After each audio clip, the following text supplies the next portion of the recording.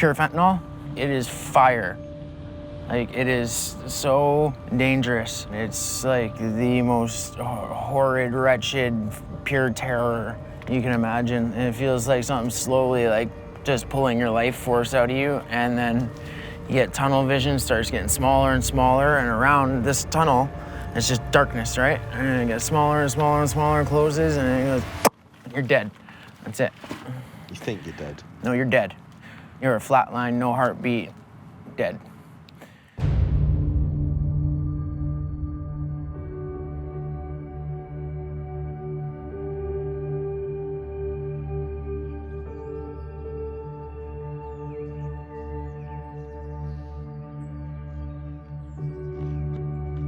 Vancouver, a city renowned for its natural beauty.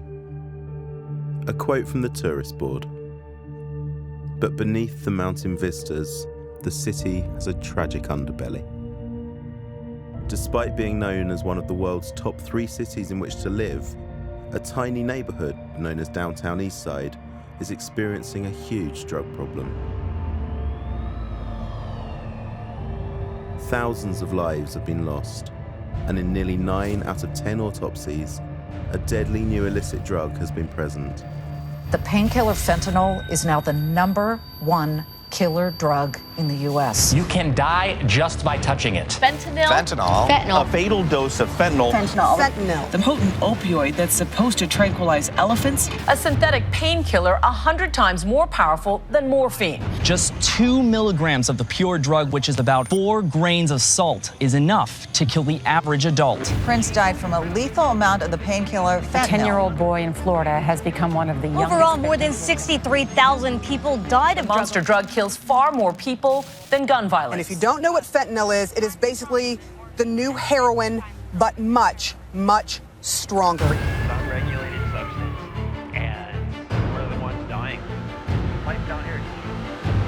I mean, stuff will kill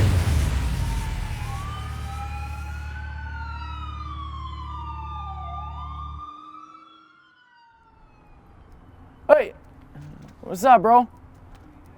Not a whole lot. I'm on a documentary right now, brother. I'm on a documentary here talking about opioid use and shit. Yeah, I'll come talk to you in a minute. Hey, wait down here. I gotta talk to you, bro. Just give me a minute. Yeah, there's another fellow bro in the hood, you know. Friend of yours? Yeah, a good friend of mine. Dealer? No, that doesn't matter. Ask no questions, I'll tell no lies. Here in downtown Eastside, addiction is nothing new. Heroin has flowed through Vancouver's ports to this deprived part of town since the 1970s. But market forces have seen that heroin supply replaced. Fentanyl is stronger, cheaper, and much less bulky to import. Where are we going, Kevin? Where would you like to go? Do you want to see what it's really like? Sure. Let's go. Let's go.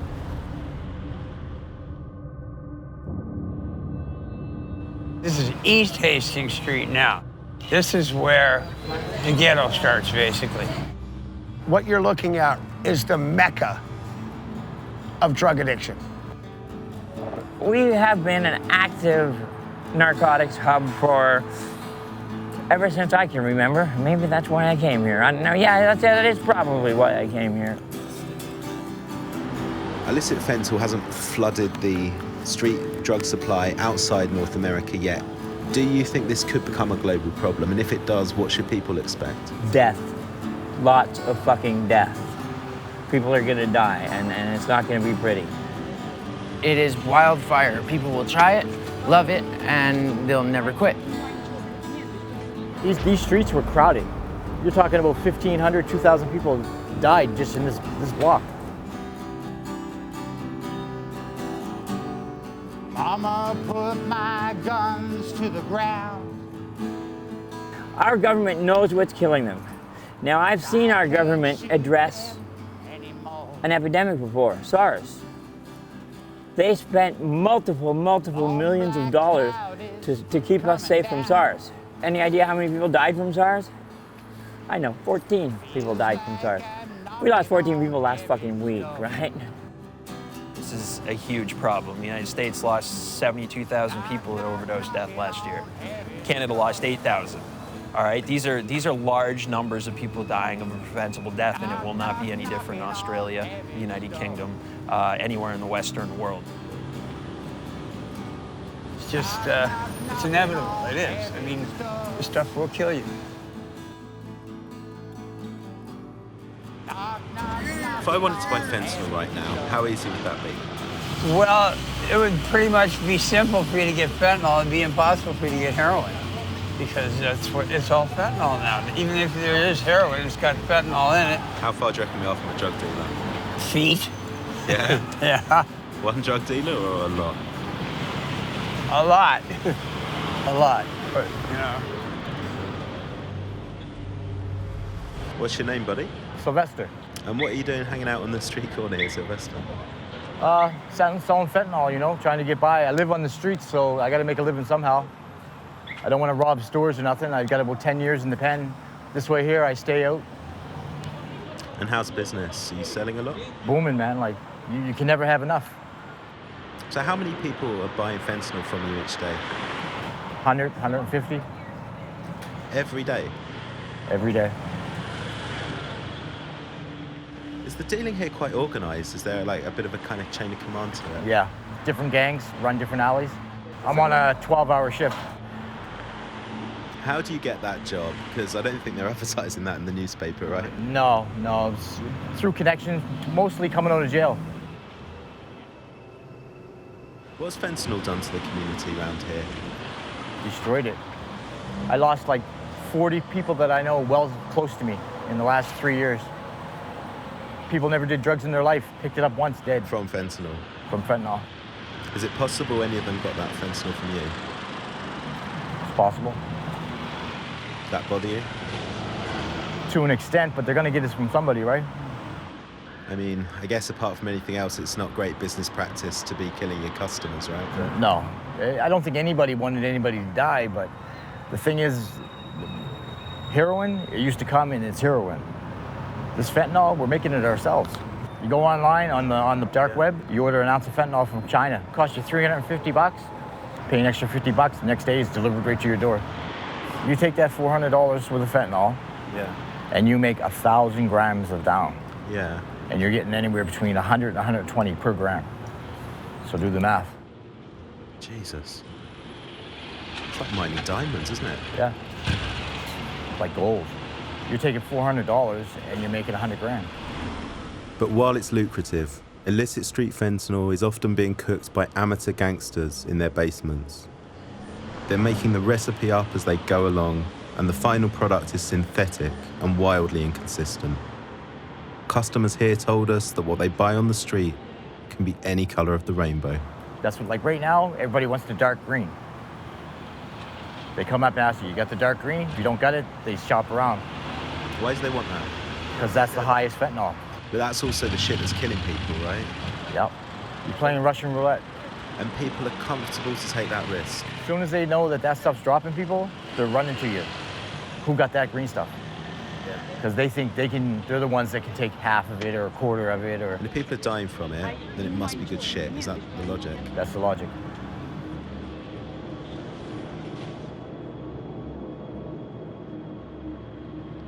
Last night, this girl just came out of detox, and I knew she just got back. She's all healthy and everything. She sees me, oh, Sylvester, come running up, give me a point. I said, you just got out, didn't you? I just got out 2 hours ago. I said, what do you want a point for? Oh, I'm just gonna use a little bit of it and have some for tomorrow. I said, don't use it all, because you know your tolerance is, no, I won't. 10 minutes later, the ambulance in the alley, they were working on her. I don't know if she lived or died. I don't know. Ambulance come, please come, I leave.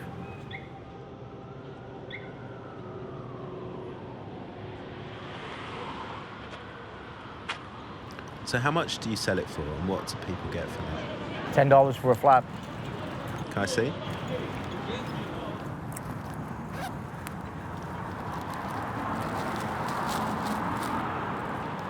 That's a $10 flap of fentanyl. And that's dark green? Dark green. That's the shit that's dropping people. Do you know what purity that is? 15% fentanyl, 3% heroin, the rest is baby laxative, sugars. Is it possible that I'd die if I took that? Yep. All depends how high your immune system, you know, your tolerance. I mean, I've never taken fentanyl before. If you took that, you'd die. 100%? 100%. And if I bought the same quantity of heroin off you, would I die? No. Definitely not? Definitely not.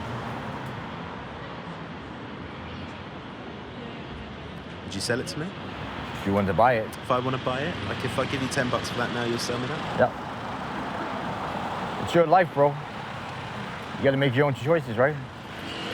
And I gotta eat, so.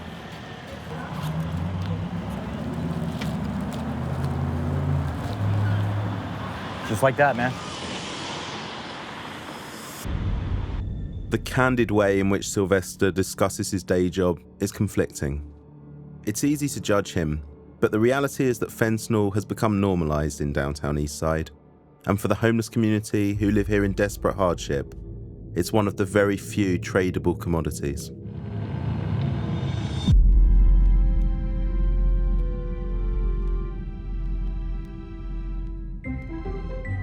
Vancouver is a very rich city, surrounded by, very rich real estate, and unlike most Canadian cities, Vancouver's decided to ghettoize poverty. As the city gentrifies, people get squished and squished, and it used to be 15 square blocks, now it's down to 6 or 7 square blocks of people, and most of them are in search of some sort of drug from day to day.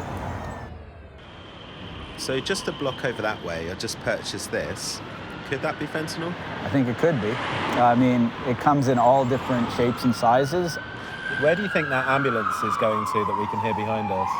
Probably an overdose, yeah. It's surprising it's the first one we've heard, because there's multiple overdose calls in this little community per day. And sometimes it's just been horrific. Like, it's just been wall-to-wall ambulances and fire trucks and people lying on the street, and it can look like a war zone. People are being slaughtered down here at numbers that are just offensive, and nobody gives a fuck. The war in drugs, Iraq and Afghanistan combined. This is the war zone. Yeah, you're in it. No, you're in it right now. Like, you think Afghanistan's bad. This is an unregulated substance, and we're the ones dying. The capital of the opioid crisis. This right here was my last $10 and my only $10 that I sold a crowbar and an angle grinder for. I got a coffee and some dope. Yeah, usually you don't eat and you live, breathe, and work for this. How can you know really what's inside that? So I guess it's fentanyl. He's also got the powder version there. Like, you never know what you're gonna get. It's a surprise all the time. So these are both fentanyl, but it almost looks like a different drug. It does. You never know. Like, it always looks different.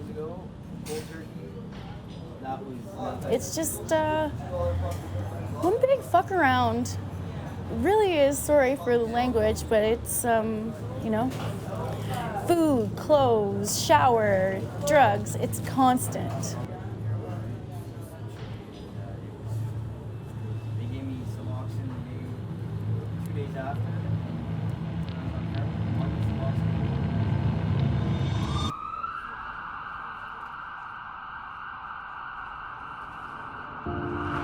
Take a walk on the wild side, shall we? Why'd you call it the wild side, Spike? There seems to be an idea here that it might be dangerous down here, or it might be, Mainstream society is a little bit of intimidated by it or afraid of it. So I said it in jest because it's not the wild side at all. It's just it's a neighborhood of people that are experiencing a lot of pain and dealing with a lot of trauma. And what kind of pain do people typically go through? Well, high poverty area. There's all kinds of people survive all kinds of trauma, from early childhood abuse to relationship pain to just people have gone through a lot down here. Do you think addiction is a disease and is an illness? Definitely. You know, what starts out as an original choice to use substances to self-medicate from the pain turns into a lifetime of suffering, and I became dependent on using heroin and fentanyl because reality was painful. Opioids like heroin and fentanyl belong to the same pharmaceutical family as morphine, and like morphine, they were intended for pain relief. Everyone in this self-medicating community has a backstory, and pain, both physical and mental, is all around. Is this person okay? We'll check right now. I'm sure they're probably breathing, but hey, how are you? I'm fine. Cool. We're filming the wall, but we won't. Okay. Cool. Sorry to come into your space, ma'am. I had an ugly childhood, and so I dabbled. Yeah, I was running away from things, from an awful lot of pain when I was a kid, and I used narcotics. I cleaned up. In 1997, I cleaned up to raise my child. His mother killed herself, and I was a single dad. I raised my son, and because I owed him a life, and I have an amazing son. He turned out exceptionally well. I'm really proud of the job that I did. And then I had an accident, and it kind of brought me back. I got hit from behind on my bike. I broke my legs, my pelvis, my hip, my ribs, ripped my rotator cuff, crushed both hands, broke my back in 4 places, my skull in 4 places, my face, my nose, my teeth, with a shearing brain hemorrhage. Yeah, it wasn't a good day in my world. If I'd have met you down here 10 years ago, what would the difference have been? No. Yeah, you wouldn't have met me. If you would have met me, I'd be apologizing right now. So, completely different What person. would you be apologizing for? Probably for something that I'd done to you or taken from you. But yeah, I'd inject drugs 30 to 40 times a day. I mean, so Wow. yeah, I mean, just the shell of a person that was just. How much was that costing? Oh, probably a good $600 a day. Fentanyl is now sweeping through North America at a horrifying rate. Since it hit the streets, drug overdose has become the leading cause of death for those under 50. You can't find anyone in these alleyways who hasn't lost a loved one. It's scary how commonplace it's become. Have you lost any friends, Michelle? Through this fentanyl shit? Oh my God, my brother. I lost my brother. I'm so sorry to hear that. Me too. How did your brother die, Michelle? Fentanyl, yeah. So sorry.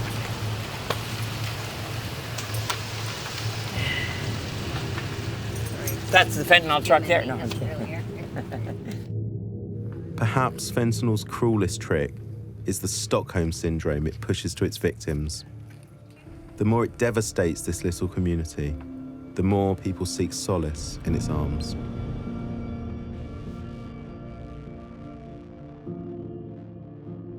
But here in the hardest hit neighborhood, the very people in the midst of its grip are the ones leading the fight back.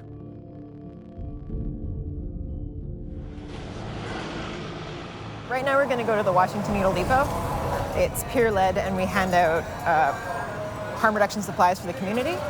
Peer-led means that the staff that work there use drugs themselves and are part of that community? Yeah, absolutely. Yeah, it's really important that people from the community are the ones leading it. Hey guys. Hello. Hi, cameras. So double shift. No one showed up for this afternoon, so we're gonna go hit up the East End. Perfect. And we got one OD this afternoon, one this morning. Oh man. 55 needles found and two Narcan kits given out. That's your first day. Yeah, first day. Not bad. That's amazing. All right. Thank you so much. We'll hit it hard. You're welcome. Well Take care, done. Sarah. See ya. And it was this guy's first day? Yes. And he saved an overdose already? Yeah. Is that pretty common? Would you have an overdose every day like that? Well, I mean, it depends on where the routes are, but downtown East Side, it's pretty common.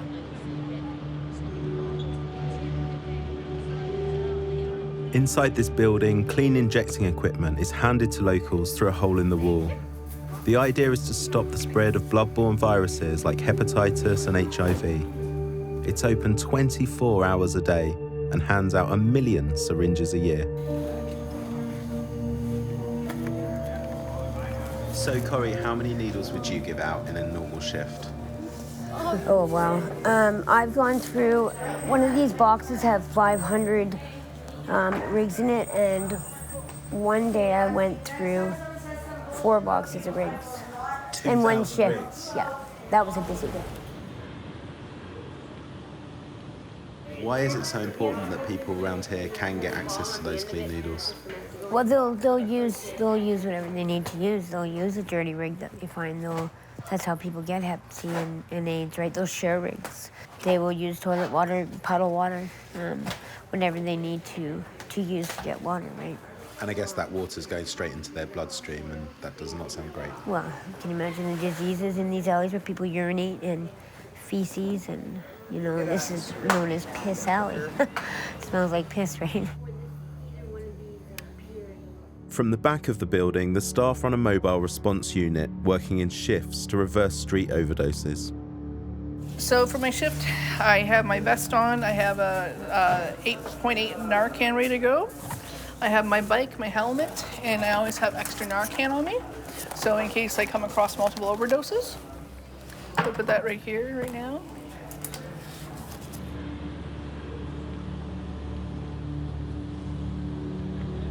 Workers like Jen patrol these alleyways, administering life-saving medical interventions.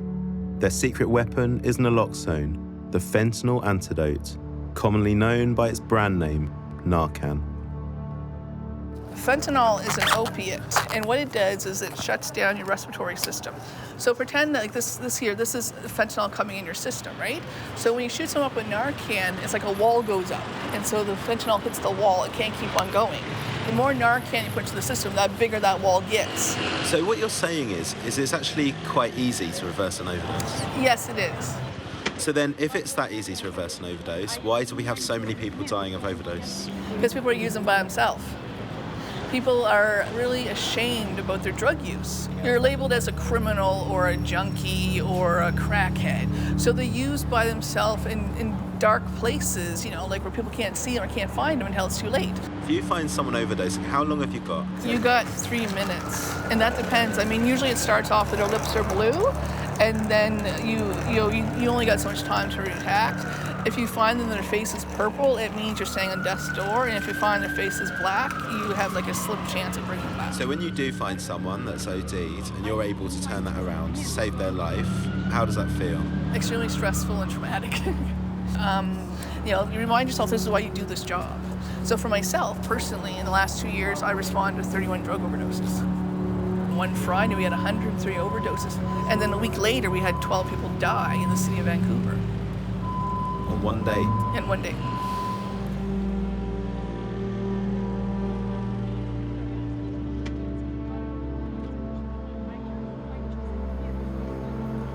Corey, how does it feel to work in a place like this where you're saving lives every day? Sure you can. It means a lot because I lost my son's father, the love of my life, to a heroin overdose. It's good. I like it. It feels good to save a life instead of being just part of the problem, right? So it's kind of being part of the solution. When it comes to addiction, don't be surprised, right? It's a monster. And you don't know, people don't even know who they are anymore. How's it affected you personally? Oh, we won't go there. It's affected me tremendously, right? Changed your life?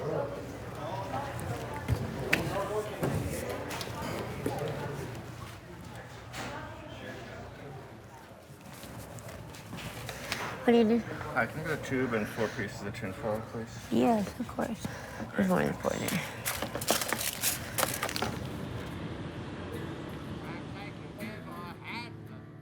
The city of Vancouver has invested millions trying to combat the crisis. And while health responses like this have made some inroads, fentanyl has at times been an impossible challenge for lawmakers. It's become so bad that average life expectancy is officially reducing, and a public health emergency has been declared. It's caused a deep mistrust from those in the community here towards those in power. Try to keep the camera on this side of the street, not too much on that side, and then until somebody tells us to fuck off, we'll walk up. British Columbia has 4 times the landmass of the UK, and yet 7% of all its 911 calls came from these 2 blocks. There's another one over there, Spike. There's 3 police cars up there. They are horrendous. People are out here, they're at the lowest they can possibly be, and the police want to fucking grind them a little further into the ground. Like, does it make sense? Not to me. If I'm bleeding to death, I don't want their help. You'd rather just bleed out? I don't want their help. They're not my friends. And you know what? I'm sure I've played a part in every single interaction. I have a colorful vocabulary, and I've been known to have a bit of an attitude. However, they're professionals, right? I'm not a professional. I'm not a professional. They are. There's always cops somewhere. There's 3 cars right there. And to be totally honest, I think a lot of it is just like PR to show that they're out there, you know? Because they don't give a shit about us. The cops are literally watching them shoot up, and they do not arrest them. They've got a bunch of drugs on them. They do not, because they want to contain it and keep it away from the city, keep it away from where people are spending money. And if the cops had rolled up when you were selling me that fentanyl, do you think they'd have arrested us? No, they tell you to fuck off. They'd grab me, put me against the wall, search me, take my shit, and then tell me to fuck off. They'd say, go explain that to your boss. In spite of the ill feeling towards them, the police say their approach is based on pragmatism. And it's certainly true that there's open public drug use in full view of them. You guys live on the streets out here? Yeah, we've been in the downtown east side for over a year. Is that hard sleeping rough out when it gets to winter here? It's last night was very rough. Yeah. No, there was rain and the blankets were wet. We had to move. We had weird people like watching us and we just watching you? Yeah. Yeah, no, there was weird people like that came up and just like were standing at the end of the foot of like our bed, and he was just staring at us. Yeah. Yeah. It's kind of creepy. It is creepy. It's very creepy. This stuff happens here every single day. Yo, we rapping Iceberg Cold World, Iceberg on fire, yo. We love it, bro. Yo, you guys can check this rapper out. Iceberg Cold World, free BDs for you for life. Yo, we in the background, we love it. Yo, free BDs. We got I don't know what that means. How did you guys meet? We met at a library. And I ran after her. He chased me. Yeah. Why did you run after her? Love at first sight. Yeah, we were in the library and we were catching eyes. And then I left, and then she left, and I saw her walking down the street. And he ran. I said, I cannot let her leave. So I ran after her, and I freaked He freaked popped her. up and he's like, hey. I'm like, whoa. But you have to admit, though, 5 minutes later, we were making out right around the okay. Right there? No. In that spot? Oh. No, not here. But we did make out like 5 minutes later. Yeah. Is this person okay over here? Well, no. This is normal. This is totally normal. It's what we call the nod, or the Hastings shuffle. We've been there. We've smoked heroin. I overdosed. Recently, like. And I had somebody narc on me twice. Okay. Saved your life. Yeah. I almost died. His lips were blue. My lips were blue. I was dead. You shouldn't do it Stop anyway. doing drugs altogether. That's why liquor and weed is all The we person need. who gave it to us said it was heroin, and it wasn't. What do you think it was? Fentanyl. It was definitely. We didn't even have that much. No. We issued like a dragon. Yeah. Like we were. And I was done. A dragon, as in one. You just inhaled one. Smoking it off a foil. Smoking it off of a foil. We each did like one hoot basically. Yeah. And I basically almost died. From one inhalation. One. Yeah. I was freaked out because they said like he was ODing. What would you have done if I died? I would have crushed me.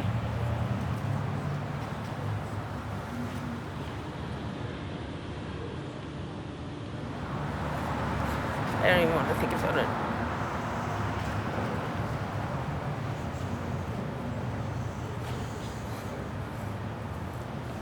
How does it make you feel looking back on that day, Stephen, thinking you nearly did? I'll never do it again. Never again.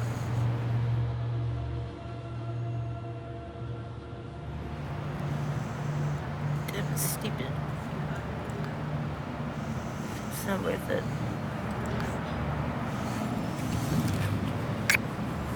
I love you. I love you.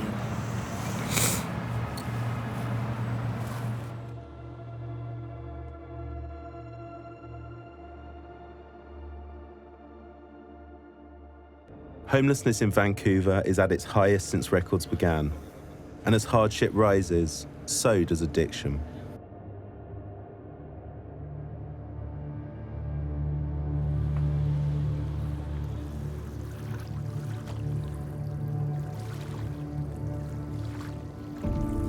Across the water on a disused construction site, 300 homeless people are forming a temporary community. The conditions here are brutal, but they feel they have nowhere else to go. People are very vulnerable out here. Families with jobs and kids cannot find housing. They're sleeping in tents. It's a total human rights violation is what it is. You know, I've seen refugee camps in other countries. This is exactly what it looks like. We are Canadian refugees. This is a Canadian refugee camp.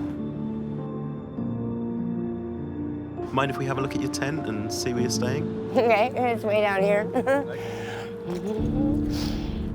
This is my tent.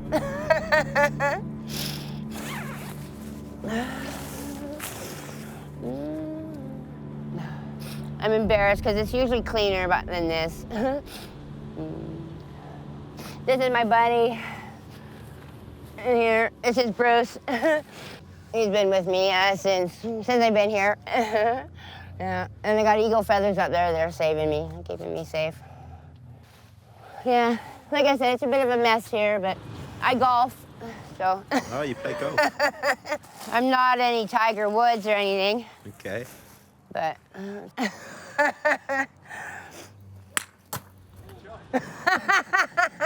Woo! Oh, fart! I think it went in my tent.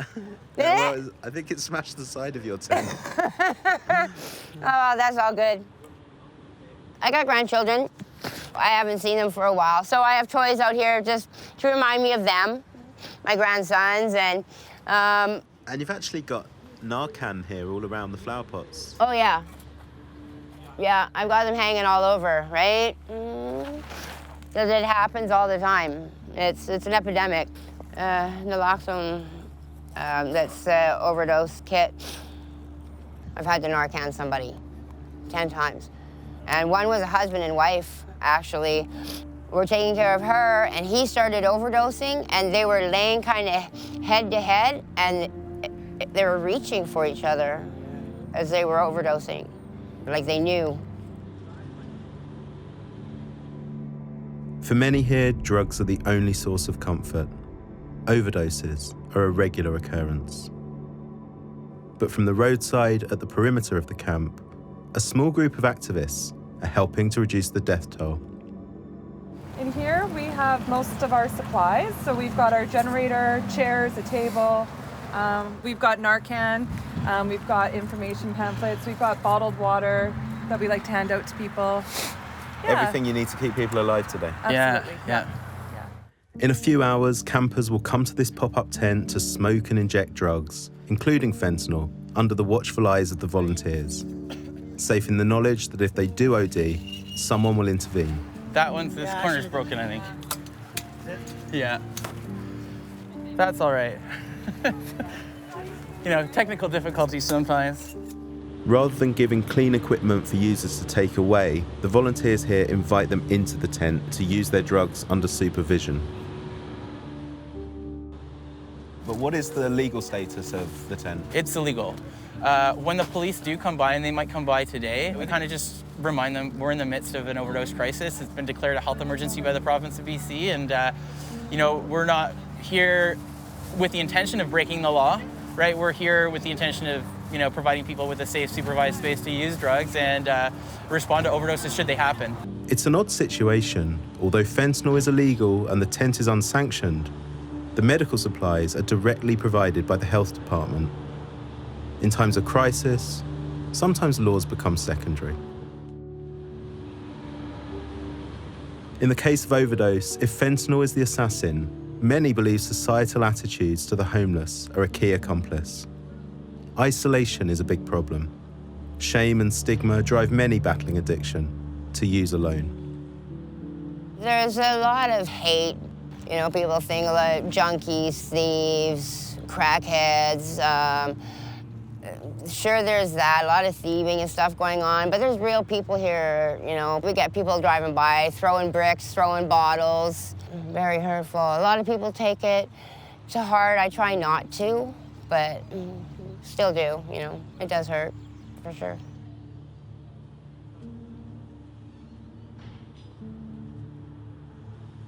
I worked many, many years. I pay my way, and I collect bottles every day. I average $10 to $15 a day. If you make $15 today, let's say, how will you spend it? 10 of it would probably go to drugs. Fentanyl? Yeah. Sad, but true. Yeah. And why do you do it? What does fentanyl feel like when you take it? Just like a big hug. It's, yeah, just a warm place and nothing can hurt you.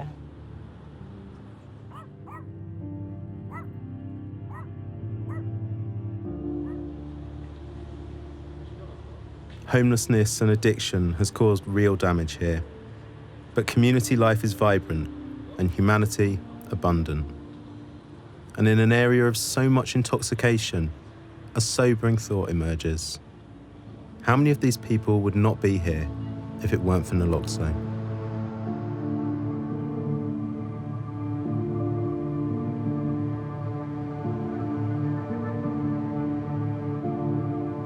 As night falls, the injecting tent opens for business, and the first of the campers arrive.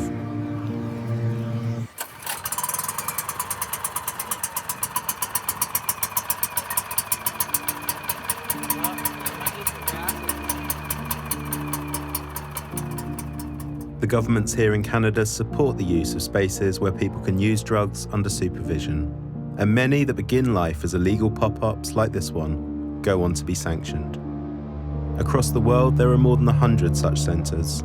Over 30 of those are in Canada, and there's never been an overdose death in any of them.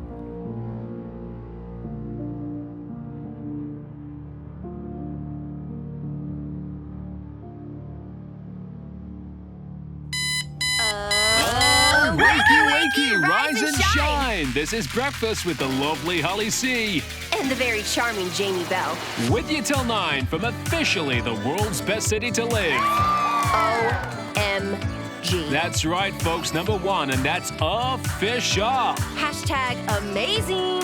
So, my gorgeous Vancouverites, it's another gorgeous, crispy morning, and it's Friday. And this morning's show is going to be Yay!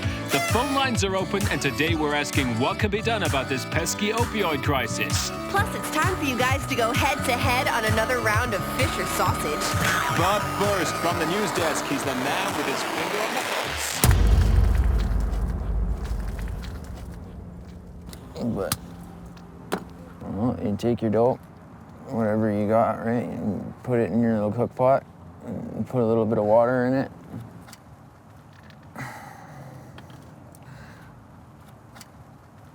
And you're gonna take your syringe.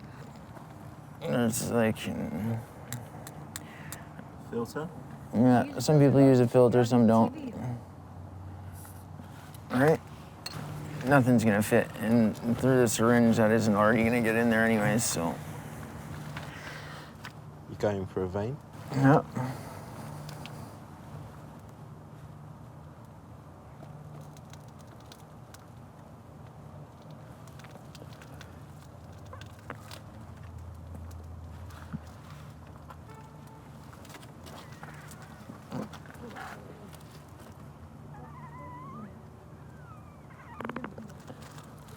How does it feel?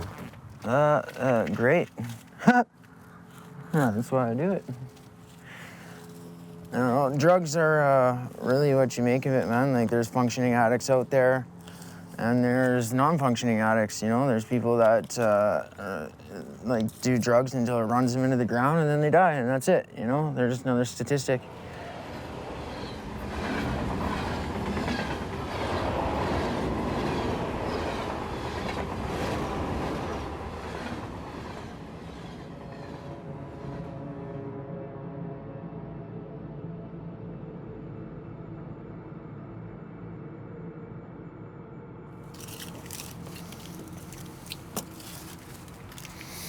Where are you heading to now, Ronnie?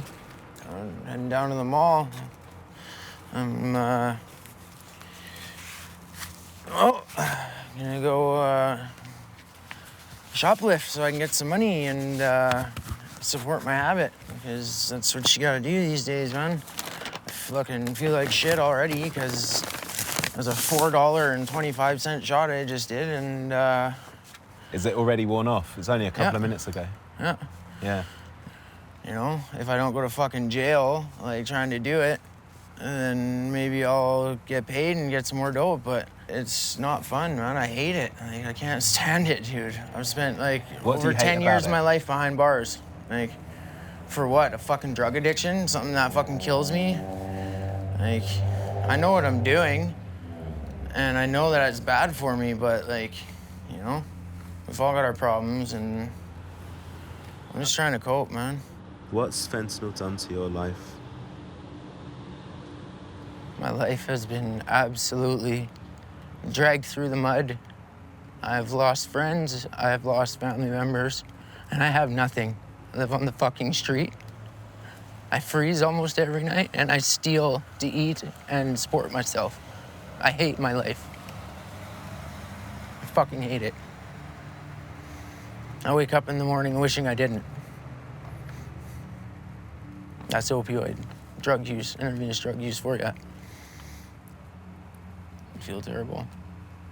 I wouldn't wish this on person. I wouldn't wish living like this for the person I hate most in the world.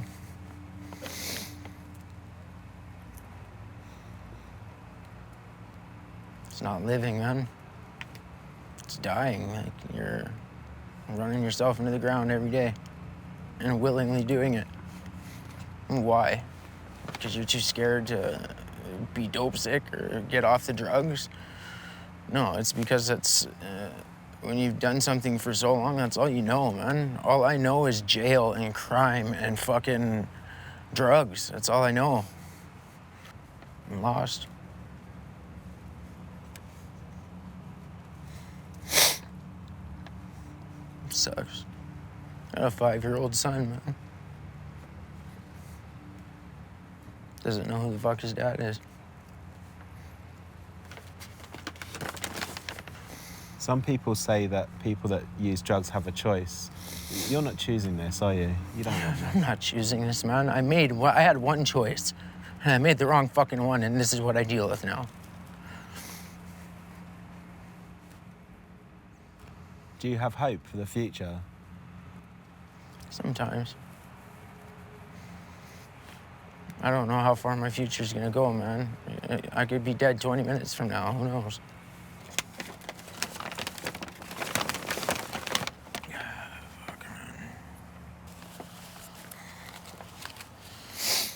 Thanks.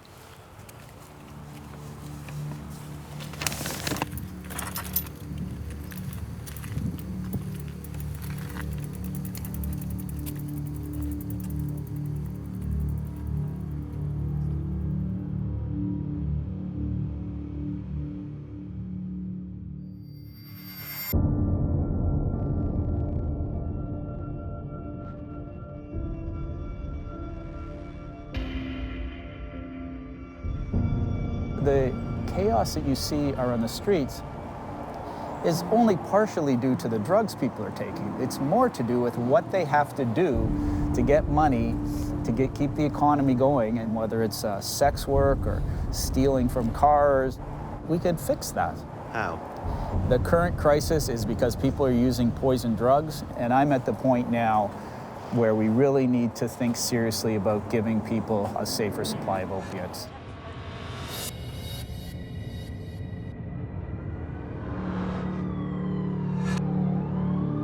I'm right in the heart of one of downtown Eastside's worst affected streets. One small medical centre is looking to do exactly that. So we're going to go to Crosstown Clinic. And what happens at Crosstown Clinic? So we provide injectable hydromorphone and injectable diacetylmorphine to clients with severe opiate use disorder. And what is diacetylmorphine? Is pharmaceutical-made heroin, really. Okay, let's go inside. Come on in. That's right, it's a medical centre that gives heroin to people in addiction. The door needs to close. There we go. So come on in. So the clients are here for the nurses do a pre-assessment for them.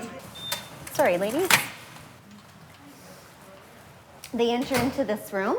They come up to this window here, and they'll give their name, their birth date, and the nurse will provide them or hand them their syringe. Rick, can you just pass me a syringe? Thank you.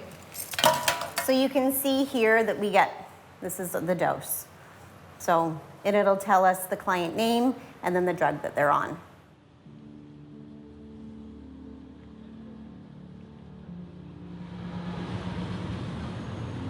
What are you getting there, Dave? Heroin, diacetylmorphine. And how often do you get that? 3 times a day. And this is my lunchtime fix. It's another drug transaction in downtown Eastside. But rather than toxic dope sold in a back alley and injected behind a dumpster, it's a regulated pharmaceutical given in a medical setting and supervised by people who care. I'm introducing the heroin into my body now. It is now in there. It's itchy, wawa. Makes me itchy all over, like serious itchy. I got turn red and I get really itchy, but my my desire for heroin is met. Oh, wow, that was good. Prescribing people heroin as a treatment for addiction. It's a challenging concept, but the evidence is persuasive. Switzerland opened a similar centre in 1994, and since they've seen huge reductions in overdose deaths, HIV rates, and drug-related crime. The theory goes that when you take people out of a life of street drugs, they have the chance to introduce routine and make incremental life changes. When people start with us, they're using illicit drugs every day. And by 6 months in care with us, that goes down to a handful of days a month. People reconnect with families. They go back to school. They start working part-time. They start volunteering. They get housing. But more importantly, my most recidivist patient had been in and out of jail over 200 times before he came to treatment here. And since he's been in treatment here, he's not been back to jail. That's a huge success. How many banks have you robbed? How many banks did I rob? Lots. Over 60 banks. I served a prison term of 22 years, 2 months, and 2 days. It costs $27,000 a year to supply heroin for one patient here, and it's funded by the government. It's not cheap, but independent research suggests the service saves the taxpayer double that by reducing crime, policing, healthcare, and ambulance call-outs. And in the midst of a fentanyl crisis, there's a further saving, one that's harder to quantify: the cost of human life. We haven't lost any of our clients to a fentanyl overdose because coming here prevents all of that. Are you still robbing banks? No, I am very grateful to say that I'm a retired bank robber. I no longer need to do that. Our time in Vancouver was up, and the little neighbourhood of downtown Eastside disappeared in the rearview mirror.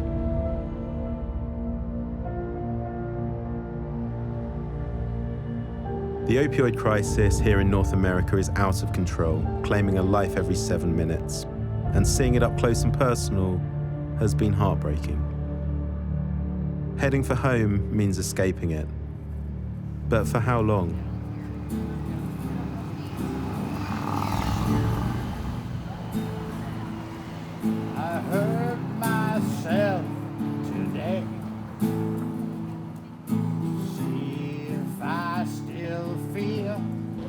we always look at the action. You know, we're so focused on the substance that we've actually forgotten the value of human life, and that's just tragic. But at the same time, these people are beautiful. I got hopes, though, and so it's powerful. I don't remember the rest. Sorry, guys. If you could go back to the day where you first put that needle in your arm, would you do it again? Absolutely not, man.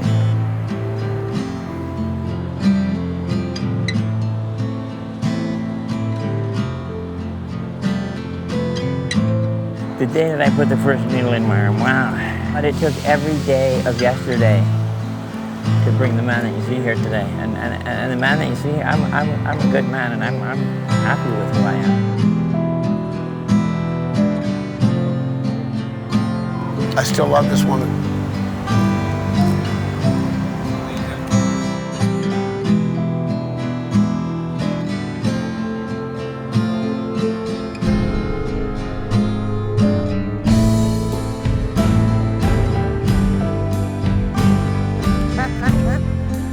People don't realize they're just a paycheck away.